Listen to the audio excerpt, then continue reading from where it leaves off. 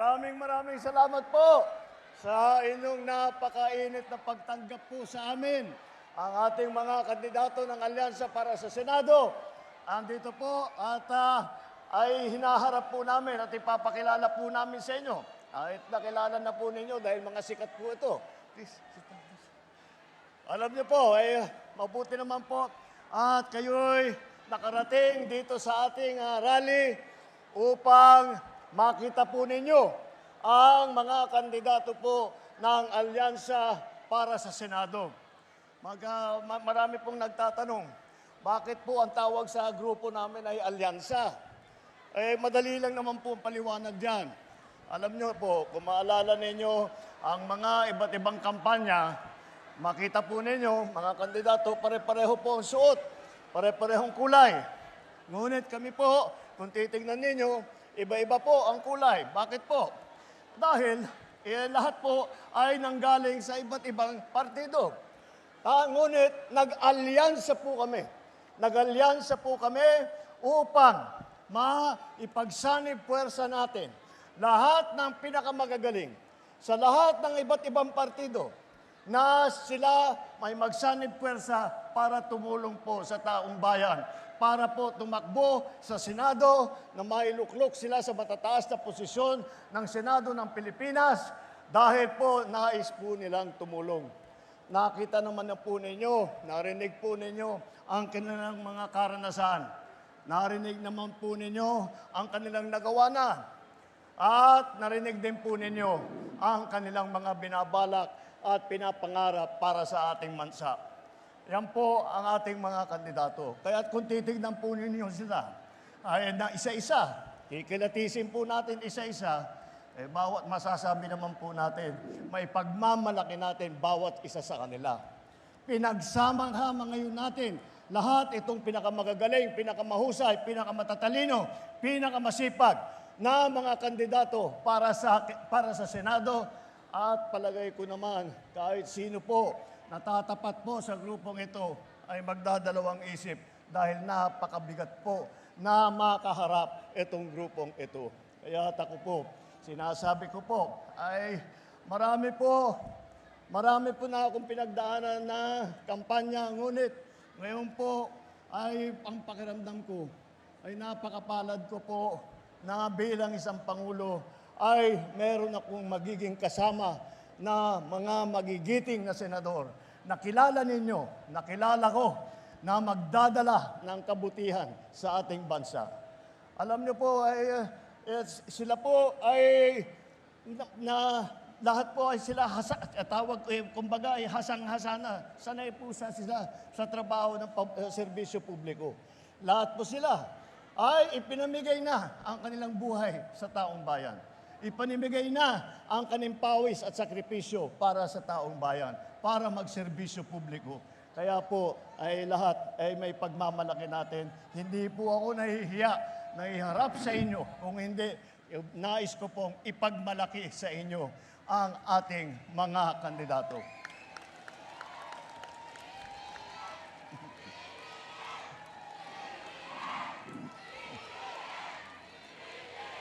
Maraming salamat po. Naalala ko tuloy ang rally natin. Alyansa na ang sigaw natin. Alyansa! Alyansa! Alyansa! Alyansa!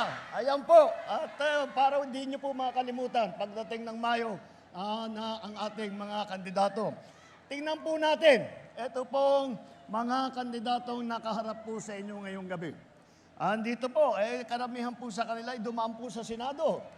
At marami na nga po, na kagaya ng nabanggit ni Senator Soto, mga seasoned citizens. Meron din tayo mga baguhan na papasok. Ngunit, marami po sa kanila ay dumaan na sa Senado. Andiyan po si Senator Cayetano. Andiyan po si Senator... Uy, birthday pala ni Senator Cayetano. Happy birthday, Senator Pia. Nakita naman po ninyo kung anong klase ng serbisyo. Birthday na birthday niya. Magpa-party sana. Kung tayo lang, magpa-party tayo sa kasama ng mga pamilya namin. Siya gusto na, nandito siya sa binyan, kasama ninyong lahat. Kaya po, ang mga naging senador po, si Senator Cayetano, si Senator Lacson, Senator Lapid, Senator Pacquiao, Senator Revilla, Senator Soto, Senator Tolentino po, ay maaasahan po ninyo ito. At sila po ay hasang-hasa, sanay na po, alam po nila ang gagawin. Si Senator Soto nga, hindi lamang senador, kundi naging Senate President pa po. At masasabi ko po, dahil nung senador po ako, siya po ang Senate President namin. Kaya naman po, nakikita namin, nagtatalo-talo kami mga senador, para yung debate namin, kung minsan hindi magkasundo, ay nakahanapan po niya ng paraan. Kaya magaling na Senate President po itong si ating Senator Tito Soto na naging Senate President noon at magiging senador muli sa darating na Mayo. Ang kalahati naman sa ating mga kasamahan ay dumaan sa mababang kapulungan. Naging congressman po. Ang mga naging congressman po dito sa ating grupo ay si Congressman Abalos, Congressman...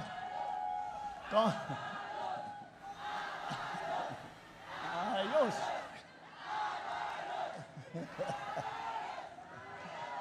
Malakas ang pala natin ngayong gabi. Si Congressman Abalos, si Congressman Binay. Si Congressman Binay nga, seatmate ko sa Congress. Kaya po kami nakatagal ng ilang termino sa Congress dahil lagi kami naghahalakhakan habang binibigay naman namin ang oras sa trabaho. Andyan din po ang naging congressman, Congressman Cayetano, Congressman Pacquiao,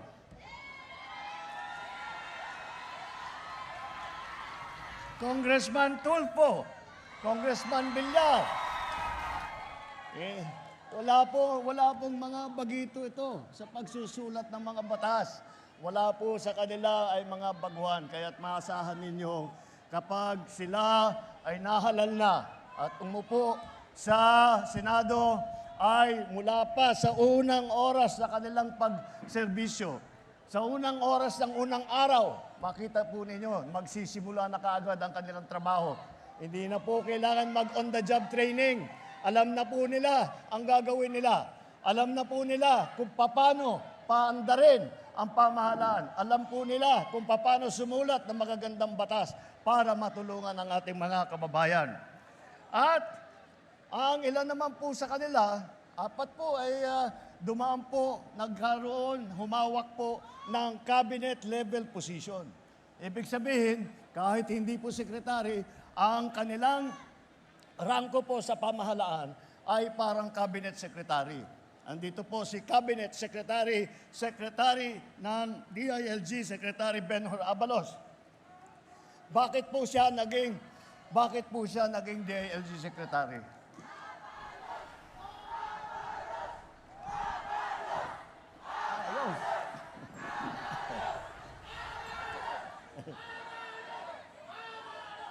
Alam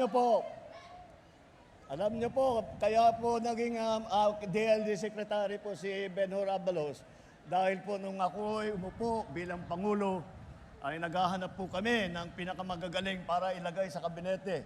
Sa DILG po, local government po, ay nag-isip kami ng malalim at iniisip namin sino ba ang sa mga kilala natin ang nakakaunawa ng mabuti sa mga trabaho na ginagawa ng ating mga local government.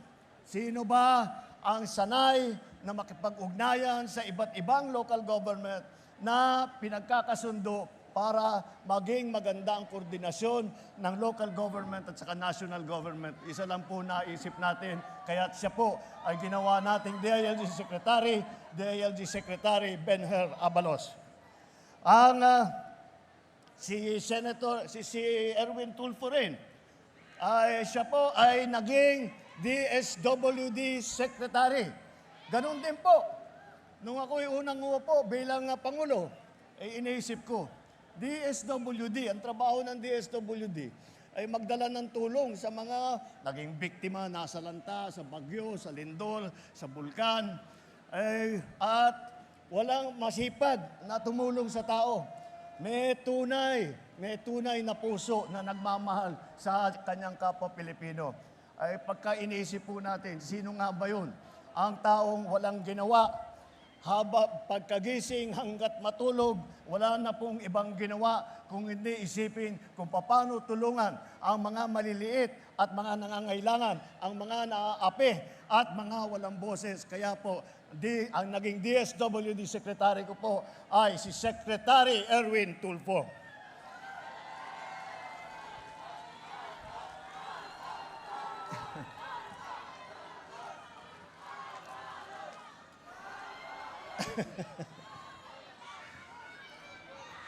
Si Senator Tolentino naman po, siya po ay MMDA po siya. Metro Manila Development Authority. Napakahirap po na trabaho yan. Dahil po, ang trabaho ng MMDA, ipagsama-sama ang lahat ng mga lungsod, mga bayan ng Metro Manila, ng NCR, at para magkasundo sila, para maging lahat ng proyekto na ginagawa ng MMDA ay maging matagumpay. At yan po ang kanyang ginagawa. At nung panahon po niya, meron po akong maikikwento sa inyo. Nung kami po ay nasa Tacloban, nasa Leyte po, nang pagkatapos po ng Yolanda, kami na nandun, kami na tiga roon, ay nagmamakaawa na sa national government na magpadala ng tulong. Nag-aantay po kami ng kahit ano, na relief goods, kahit na ano, tubig, kahit na ano, na maiparating sa mga naging biktima ng Yolandang napakalakas na bagyo.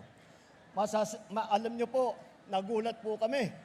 At nakita namin, may truck na dumating na MMDA, dala-dala po ni Senator Tolentino. Dala-dala niya. Sabi ko,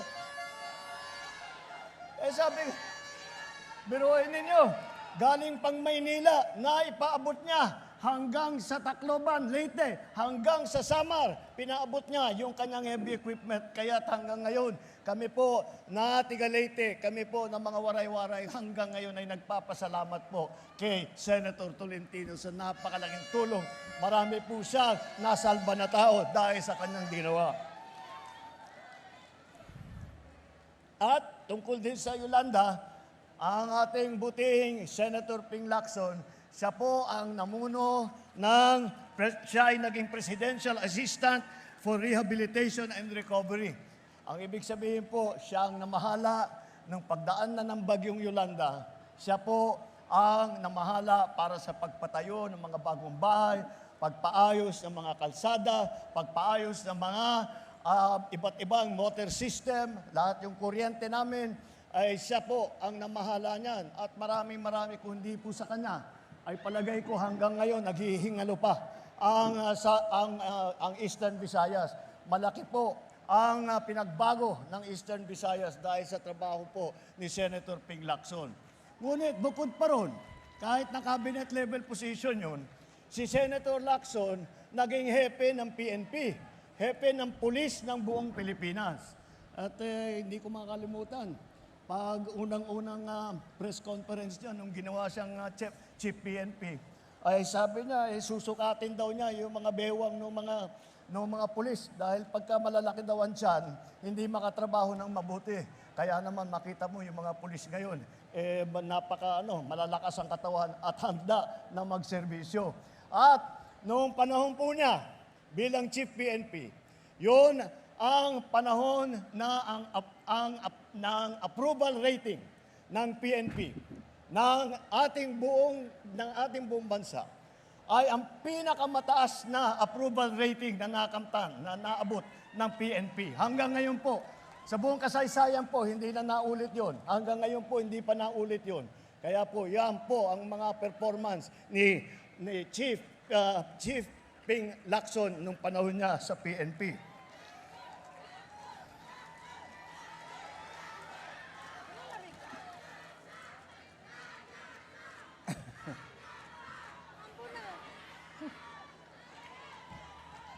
Kaya naman, makita ninyo, ang kanilang karanasan ay mula sa lokal hanggang sa national hanggang sa cabinet position, kabisado po nila lahat ng pangangailangan. At kabisado po nila, alam po nila kung paano aayusin at tugunan ang mga problema na hinaharap nating mga Pilipino.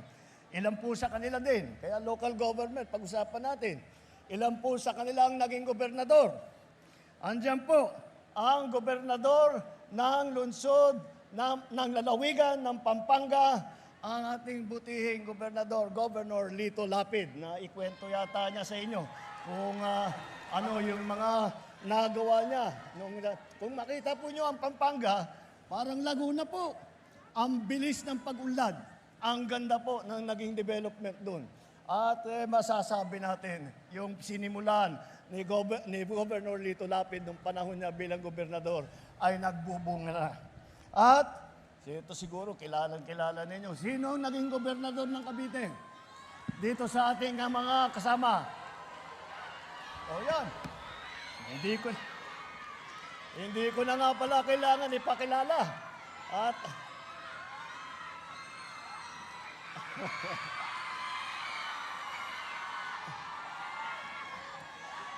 ang ating gobernador ng Cavite, Governor Bong Revilla.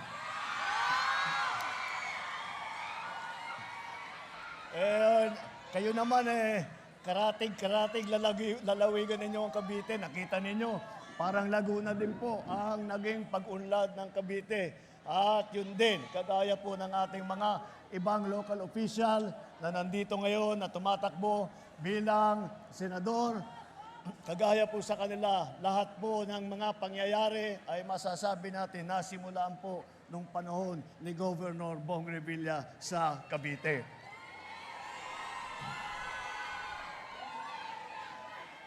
Meron din po tayo mga mayor ng malalaking lungsod. Nabanggit na po yata niya na si Mayor Benhur Abalos ng Mandaluyong City.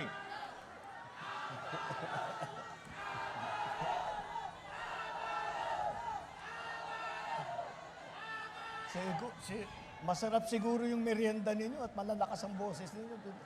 Nagpakain yata si Benhur. Siya po ay naging mayor ng Mandaluyong at nung panahon niya bilang mayor, marami po siyang sinimulan. Marami siyang mga inisyatibo. Kaya po, marami siyang natanggap ng mga premyo at kinikilala po siya bilang isa sa pinakamagaling na mayor sa buong Pilipinas. Kaya yan po ang ating naging mayor, Mayor Benhur Abalos.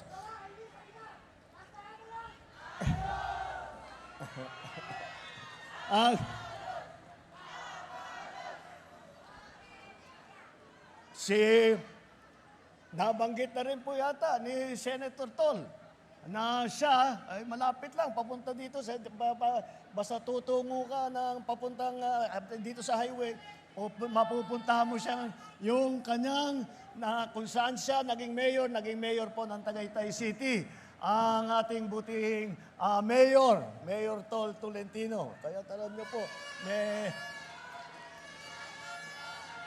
may experience din po sa local government. At tatanong ko sa inyo, alin ang pinakamayaman na lungsod sa buong Pilipinas?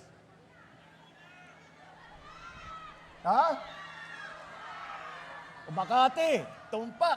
Talaga naman, ang Makati City ang pinakamayaman na lungsod sa buong Pilipinas dahil nandun po yung mga malalaking negosyo.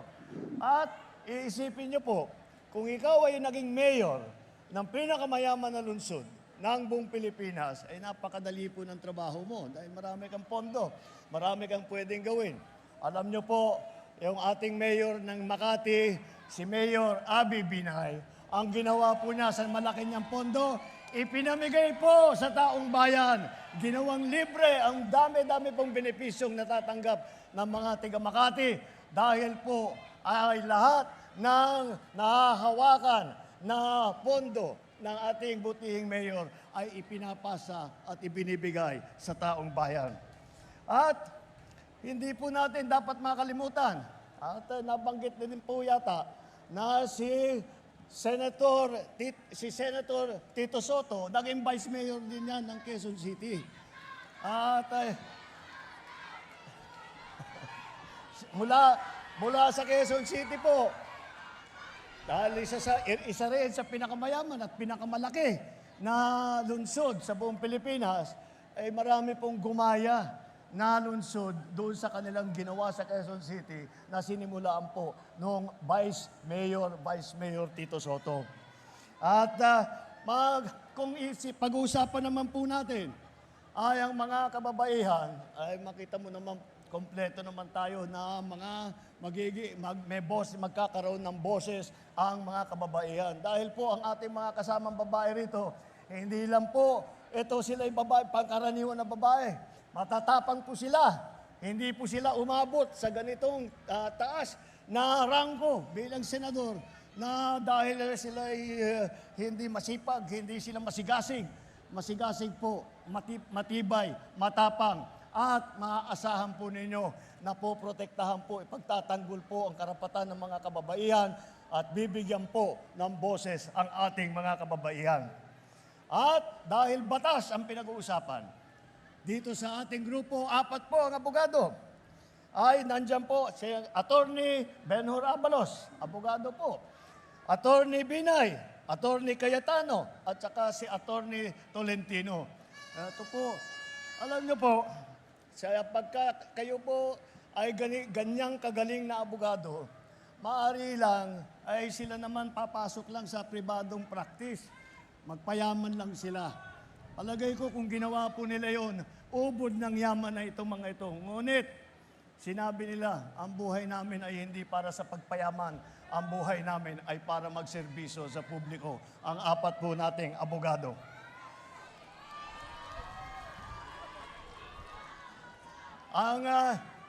At tignan naman po natin na baka naman karamihan ng ating mga kandidato ay tiga Maynila. Hindi. Ang Calabarzon, 3 kaagad 3 kaagad ang kandidato ninyo mula sa Region 4A. Pero makita ninyo, ang mga iba't ibang kandidato po ay nanggaling kung saan-saan po sa Pilipinas. Kilala niyo naman ang ating kampyon, si Senator Manny Pacquiao, na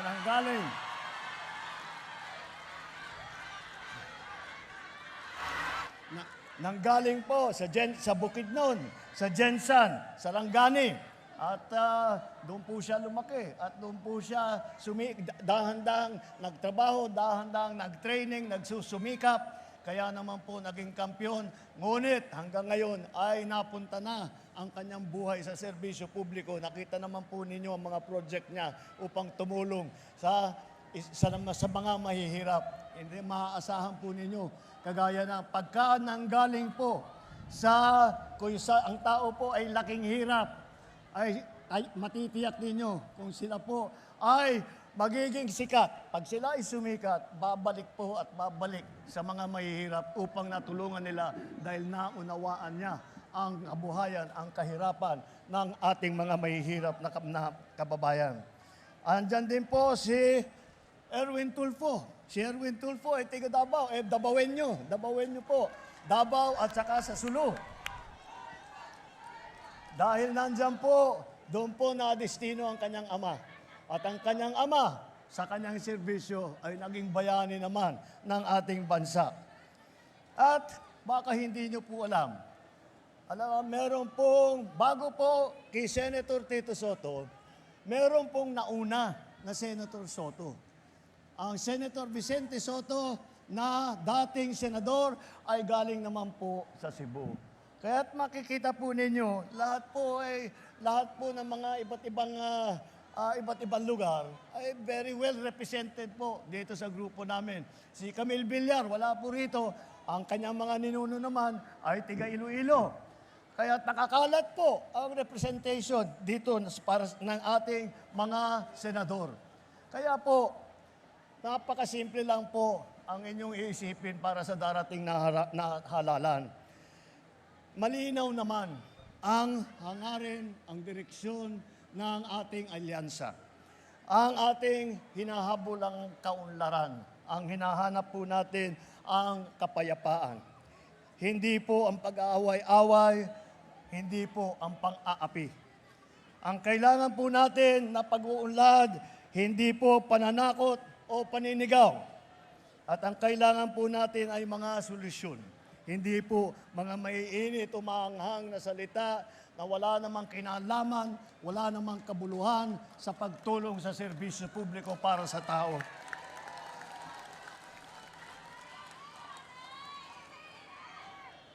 Ang ating mga kandidato ng alyansa, kasama po natin sa pagtataguyod ng interes at kapakanan ng bawat mamamayang Pilipino.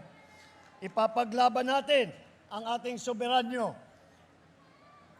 Kapaglaban natin ang ating mga karapatan sa pamamagitan po ng diplomasya at ng dignidad ng Pilipino. Hindi natin isusuko kahit 1 pulgada ng ating teritoryo na hindi tayo kailangan sumunod sa kahit sino pang dayuhan, kahit pa sila ay makapangyarihan at nananakot sa atin, tayo po ay mga Pilipino at may panindigan at paninindigan po natin na tayo ay may karapatan na ipagtanggol ang ating minamahal na Pilipinas, na dapat ang makagamit ng kayamanan ng ating bansa ay dapat naman ay ang Pilipino rin. Sa laban naman sa krimen, alam nyo po, wala po dito sa amin ang naniniwala na ang paglaban sa krimen, ang paglaban sa droga ay kailangan pumatay ng libo-libong Pilipino. Hindi po ganun ang tamang paraan upang pagandahin ang kapayapaan, upang malabanan ang krimen, upang pabagsakin ang mga drug lord. Hindi po pumatay ng Pilipino. Ang tamang paraan ay tiyakin na para matiyak natin ang kapayapaan, ay bigyan po natin ng magandang suporta ang ating mga kapulisan. Bigyan po natin ng magandang suporta ang ating mga local government. Magsumulat po tayo ng magagandang batas na tunay na magbibigay ng kapangyarihan sa ating mga kapulisan, sa ating mga local government leaders para maitigil lahat ng mga nangyayaring krimen, para maitigil lahat po ng mga nangyayari para pagkalat ng droga, para sirain ang buhay ng ating mga kabataan. At pagdating naman sa ekonomiya, ay sa aking palagay naman, huwag na po tayo papasok sa mga illegal na mga industriya kagaya ng Pogo. Hindi po natin yan kailangan. Yung Pogo na yan, ang nangyari dyan, lahat po ng krimen ay nanggaling, maraming krimen ang nanggaling doon. Ang karahasan ay dumami dahil po sa Pogo. Kaya po tinanggal na po natin. May tunay po na solusyon dyan para sa trabaho at para sa ekonomiya. Ang solusyon ay ang tunay na trabaho, kabuhayan, suporta sa mga maliliit at sa mga nangangailangan. Kaya po, magkaisa po tayo. Magkaisa po tayo sa ating alyansa. At huwag natin gawing alyansa lamang nitong 11 na tao, 11 na kandidato na tumatakbo bilang senador na kasama sa alyansa. Samahan niyo po kami. Samahan niyo po kami at magka-alyansa rin tayo. Magkapit-bisig po tayo at sama-sama po natin pagandahin ang buhay ng bawat Pilipino. Magsama-sama po tayo, magtulungan po tayo, mag-alyansa po tayo muli upang ipagpalabanan ang kahirapan, upang labanan ang krimen, upang labanan ang mga drug lord na pumapasok dito sa Pilipinas.